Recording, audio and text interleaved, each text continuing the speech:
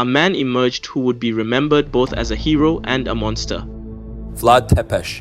To some, he was the savior of his people, a ruler who brought order to a land long plagued by betrayal and rebellion. To others, he was a figure of unthinkable cruelty. But to understand the man behind the legend, we must first understand the world that created him. Our story begins with Vlad Dracula II, a man whose name carried the weight of fire and blood. As a member of the prestigious Order of the Dragon, his mission was clear: defend Christendom against the advancing Ottoman Empire. But in Wallachia, a small principality caught between the Christian kingdoms of Hungary to the north and the Ottoman Empire to the south, survival was a delicate balancing act. Vlad Dracula played both sides, bending the knee to the Sultan while pledging loyalty to Hungarian kings. It was a dangerous game, one that kept Wallachia from being overrun, but left its ruler constantly surrounded by enemies.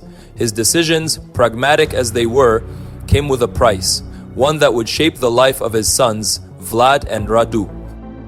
In 1442, as a show of loyalty, Sultan Murad II demanded that Vlad Dracula send his two young sons to the Ottoman court in Edirne. For Vlad, this was a calculated gamble, a means to secure peace while maintaining his fragile rule. But for his sons, it marked the beginning of a trial by fire.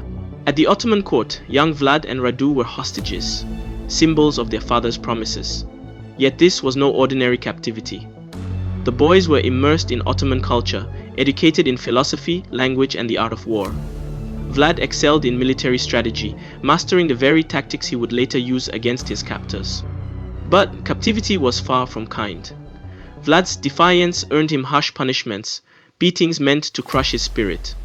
Radu, by contrast, embraced the Ottoman way of life, converting to Islam and earning the favor of Sultan Murad. Over time, he would become a close confidant and, some suggest, a lover of the future Sultan Mehmed II. For Vlad, these years of captivity were formative, but not in the way his captors intended. Instead of submission, he learned patience. Instead of loyalty, he studied his enemies' methods, their strengths, their weaknesses, and their use of fear to maintain control. It was a lesson he would never forget. Back in Wallachia, the fragile peace Vlad Dracula had brokered was crumbling.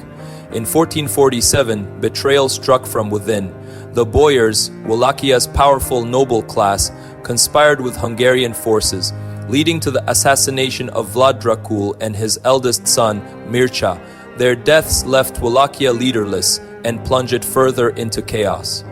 When the Ottomans released Vlad in 1448, they sent him back to Wallachia as their puppet ruler. But the boy who had entered captivity had returned.